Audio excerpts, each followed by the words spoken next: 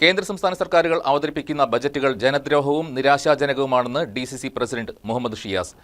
Congress Kothamangalam Kavalangad block കമ്മിറ്റികളുടെ നേതൃത്വത്തിൽ സംഘടിപ്പിച്ച കൺവെൻഷൻ ഉദ്ഘാടനം ചെയ്ത് സംസാരിക്കുകയായിരുന്നു അദ്ദേഹം.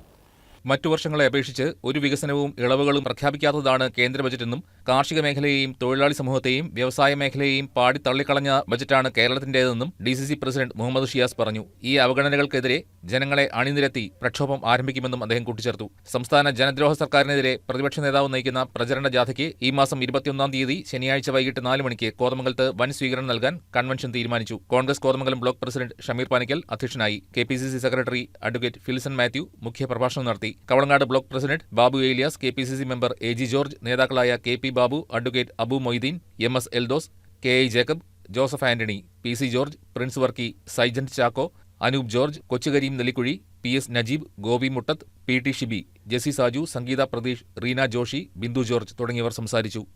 News desk KCV news.